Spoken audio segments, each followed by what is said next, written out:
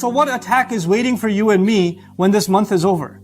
There's lots of places in Quran Allah talks about what He's going to do and how He's going to mislead and misguide.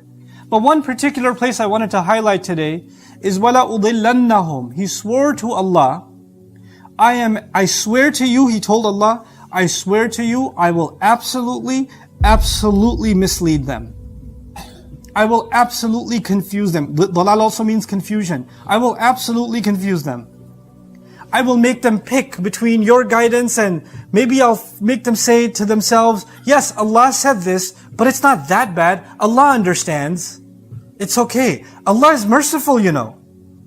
And they'll be confused. Yeah, well, Allah is merciful, so I guess it's okay. And they'll do what I want them to do. Because they'll start telling themselves, or I'll tell them things on your behalf, he'll lie on behalf of Allah, and we're going to go further and further away from what Allah actually says about Himself, and we're going to start listening to what He says about Allah. Or he'll come and tell you, you know, Allah is so angry at you, no matter how much you fast and pray, you're a lost cause. You know what? You're going to die and burn in hell anyway, might as well go out partying. So just do your thing, man. Just at least live a little. Okay? Because you're a lost cause anyway. You're cursed anyway. وَلَا أُضِلَّنَّهُمْ. I will mislead them. He swears by it. He's very emphatic. There's no more, to say something with more exclamation isn't possible in the Arabic language. The lam is there, للقسم. Then the noon, not khafifa, thaqila is there at the end. لَا أُضِلَّنَّهُمْ.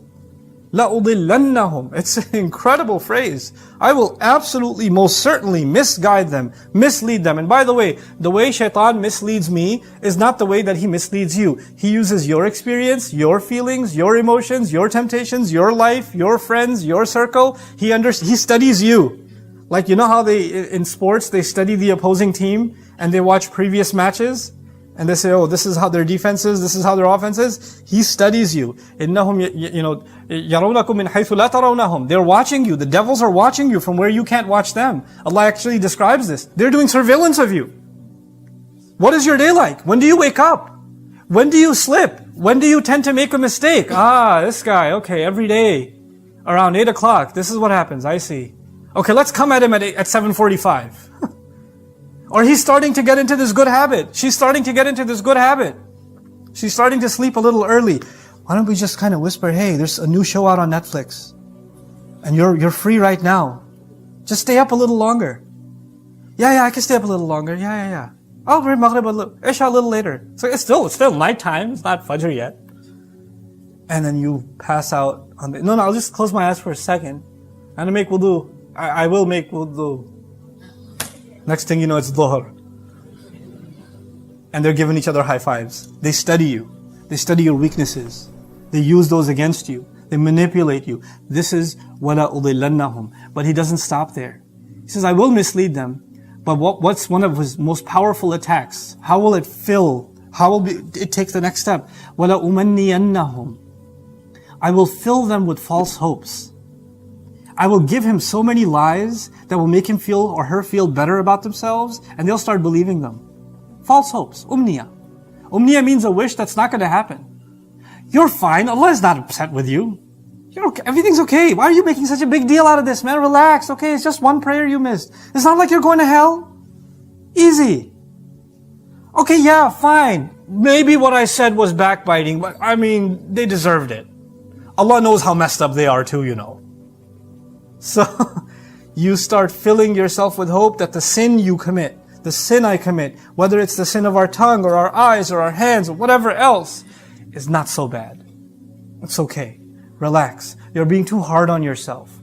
وَلَا أُمَنِّيَنَّهُمْ. Pat you down, go back to sleep.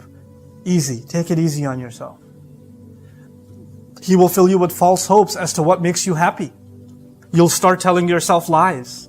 You'll tell yourself, if I don't have this, I can't be happy. And whatever that this is for you, that's your problem. I don't know, and I don't want to know. But whatever this is that you think will make you happy, He'll make sure it's something that you get to by disobeying Allah, or that thing itself is haram. And you say, without this, how can I be happy? I need this because that's where my hope lies. Without it, I'll die. وَلَا أُمَنِّيَنَّهُمْ. And you will keep, and he will fill you with those hopes, those wishes, those dreams, over and over again. You're obsessed with them. That's all you're thinking about, is what you desire, what you want to attain. And it's not even coming from you. Every time you forget, and you wake up a little, and you start remembering Allah or finding your purpose again, He'll come back and make you think about the wrong thing again and again and again. And you'll go back and go back and go back. And He says, I will absolutely do this, and I will do this continuously. I will keep at him and keep at him and keep at him. First, I'll figure out for every man and every woman, what is it that their weakness is? What is it that they desire? What is it that they wish they had? And once I figure that out, after observing them, then I'll keep hitting them with it. To the point where they're so obsessed with it, they'll do anything to get it. And when someone's willing to do anything to get what they desire, that is when he attacks with his final attack. وَلَآمُرَنَّهُمْ. Then I'll tell them what to do. I'll command them at that point. And He's no longer suggesting. Before it's waswasa, it's just a whisper. It's just to try to confuse you, try to fill you with hope. But once He's got you hypnotized, once He's got you on lockdown, now He doesn't have to ask you what to do. Now He doesn't have to suggest. Now He'll just tell you what to do and you'll do it. If you don't do this, you're not going to get what you want. Okay, fine, I'll do it. I don't care about anything else. I just want to do this and I don't care. The words I don't care will become very easy for you to say. It doesn't matter. I'm just going to do whatever. Whatever will become your word. Because now, nothing gets in the way of you and the umniyah He filled you in. The hopes that He hypnotized you with. This is His attack. This is what's waiting for us. And by the time that happens, by the time He gets to the stage where He can tell you what to do, by the time you and I are so duped that whatever our temptation, our desire, our greed is, we're ready to fall into it, dive right in, then you know what's happened? My whims, my desires have become greater than Allah. It's no longer Allahu Akbar. Then you can pray, and you can start your prayer with Allahu Akbar, but those are just words now. They don't actually mean anything anymore. They're just empty words. How is Allah Akbar? Then you become, and I become, like the people described in Surah Al-Jathiyah. Allah Azza wa Jalla says, أَرَأَيْتَ مَنِ اتَّخَذَ إِلَهَهُ هَوَاهُ وَأَضَلَّهُ اللَّهُ عَلَى عِلْمٍ. Have you seen the one that takes his temptations, his whims, his desires, and turns them into their God? Their desires become their God. And Allah allows them to be misled even though they have knowledge. By the way, the first one who allowed his desire, and his desire was recognition, by the way, Shaytan's desire was recognition. He let that become his God. And Allah allowed him to be misled even though he knows Allah. So it won't even, that's the scary part about this. This month, maybe, inshallah, you spend some things learning about Allah's book. Maybe you spent time learning about Allah's Messenger sallallahu alaihi wasallam. Maybe you learned some things you didn't know before. Your ilm increased. Your knowledge of Allah increased. But let me tell you something. Just because knowledge increases, it does not necessarily mean that guidance increases with it. Shaitan has plenty of knowledge. And for him, it's not even knowledge of the unseen. He's seen the angels. He's seen Allah. He's seen the conversation. He's had direct conversation with Allah. He's seen the Messenger sallallahu alaihi wasallam. He's seen Ibrahim alayhi salam. He's seen the truth. He knows it. He saw the angels coming when the battle of Badr was happening and the Sahaba were going into battle. They didn't see the legion of angels behind them. He did. He ran away. He saw the angels. And after knowing all of that, he still disobeys. You know what that teaches us? When someone follows the footsteps of Shaitan, he gets them so good that knowledge doesn't even help. Even if they have ilm. وَأَضَلَّهُ اللَّهُ عَلَى عِلْمٍ. Despite, يعني على الرغم من العلم. Even if they have knowledge, it won't matter. It just won't matter. Somebody will advise you and you'll just say, I know. And you'll still do what you're going to do. Yeah, I already know that, okay? When you say, yeah, I already know that, but whatever, or I don't care, then what good is that ilm? What's the point of it? There are two dimensions of knowledge. There's knowledge up here, there's knowledge in here. Here it stays. Here it goes away. This one goes away. When we do takbir, there are two dimensions of takbir. There's takbir here, there's takbir here. This is the one Allah wants. وَلِتُكَبِّرُوا اللَّهَ عَلَى مَا هَدَاكُمْ. Based on the way He guided you. Then He says, وَلَعَلَّكُمْ تَشْكُرُونَ. So you can be grateful.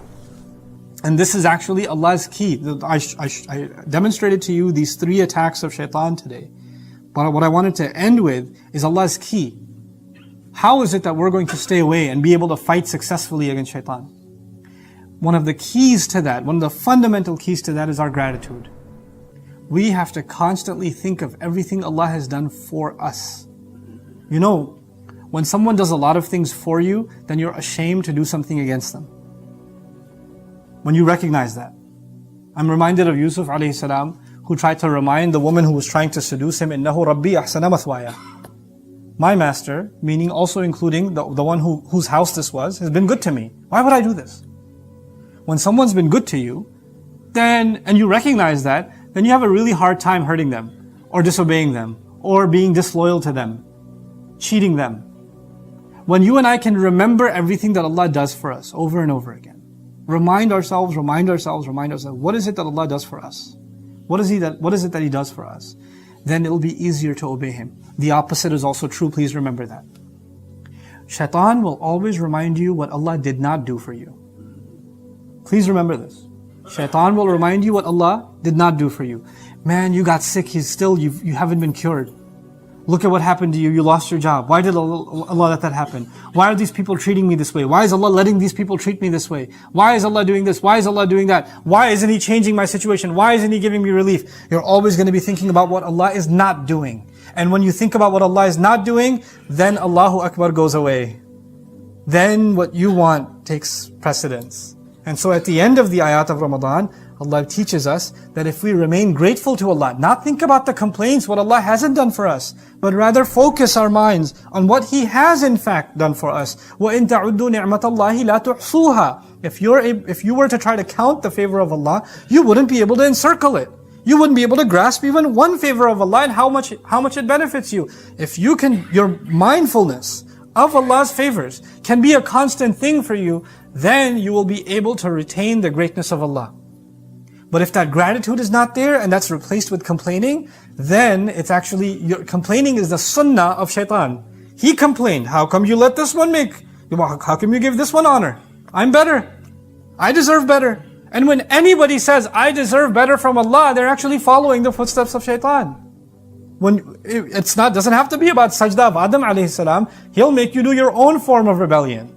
By dismissing the gratitude you and I are supposed to have to Allah. The believer primarily obeys Allah not because of fear. The believer primarily obeys Allah because of gratitude.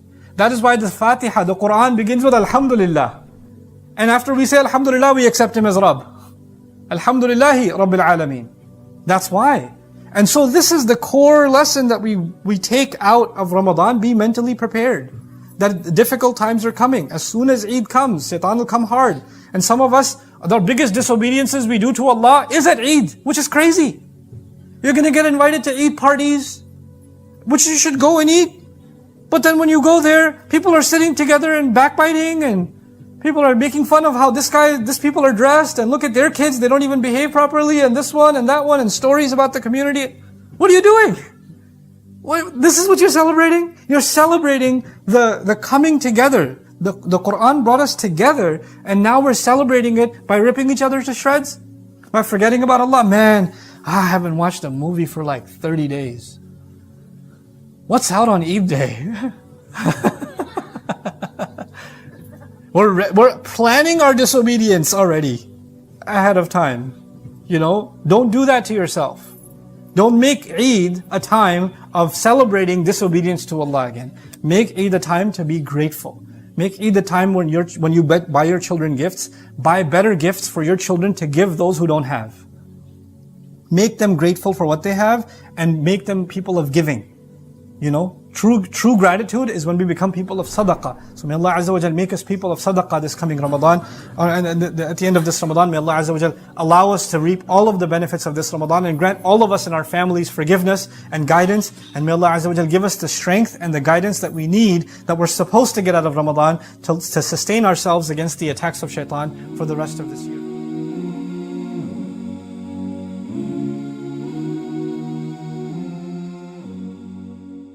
Alhamdulillah, we are happy to announce the launch of the One Islam TV app. Watch hundreds of high-quality produced Islamic reminders, Quran learning videos, stories of the prophets, and so much more. 2 new videos uploaded daily, inshallah. Watch videos on demand or download videos and watch offline. No more annoying ads or pop-ups. 100% safe browsing for your peace of mind. Watch or listen to lectures and lessons while you work, rest, or drive with your device switched off. One Islam TV is 100% run and owned by Muslims, which means the small amount you pay for your subscription is a SADAQAH JARIYAH, continuous charity for you, as we use the funds raised to continue producing more beneficial videos and reminders, inshallah. The One Islam TV app is now available on Apple devices, Apple TV, Android devices, Android TV, Amazon Fire TV, and Roku, so you can watch on most devices and smart TVs. Download now for a free 7-day trial. May Allah reward you for supporting our work.